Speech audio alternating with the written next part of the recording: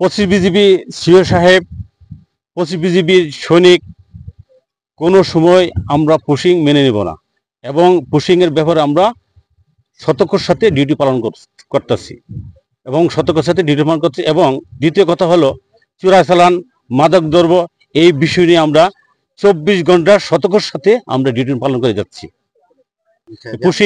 এই পুশিং সম্বন্ধে কেউ আমাদের 25 বিজিবি দায়িত্বপূর্ণ এলাকা কেউ পুশিং করতে পারবে না। আচ্ছা, সাধারণ মানুষ পিছনে ছিল, আমরা আমাদের সাথে ছিল না, অনেক পিছনে ছিল, দেখতে পাচ্ছি অনেক পিছনে ছিল, আমাদের সাথে ছিল না।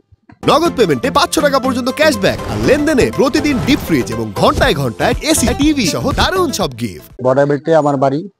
যাই হোক, গত রাত্রে বিজিবির কাছ থেকে আমরা জানতে পারলাম যে ইন্ডিয়ার থেকে কিছু মুসলমান বাংলাদেশে পুশ করতে পারে, একটা সন্দেহ করছেন ওনারা গোয়েন্দা সূত্রে খবর পাইছে। ওই হিসাবে আমাদের যে গ্রামের লোকজনকে জমায়েত করার জন্য, মাইকিং করার জন্য বলছে।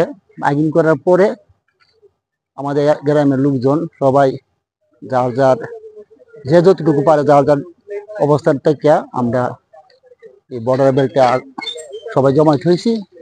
রাত্রে আপনার 1:15 বাজে আমরা ওই সিঙ্গারেল থেকে আমরা এদিকে আমরা আসতেছি, তো উনি সাহেব আমরা দল বাই দল লোক আইতেছি, প্রায় 400-500 লোক বেশ। আমরা এখান থেকে দুইটা তাদেরকে মুড়াইয়া লাইতে লুইতে আমরা এদিকে পাঠাইতেছি। তো আমরা সবাই দুইটা আইছি, গ্রামের প্রায় 1000 লোক আইসে দাও দোনে আবার হেরার লোক হেরারে ওইখানে আমরা পোস্ট দিচ্ছি। যদি আমরা না আইতাম হইলে আমাদের মুসলমান জাতি পুরো অত্যাচারের মুখে ছিল।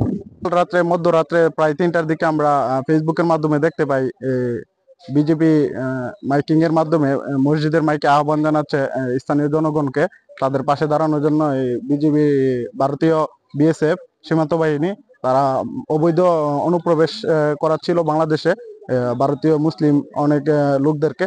তো সেই ক্ষেত্রে আমাদের বিজেপির সংখ্যা কম হতে বিজেপি আমাদের স্থানীয় লোকদেরকে আহ্বান জানাচ্ছে তাদের পাশে দাঁড়ানোর জন্য।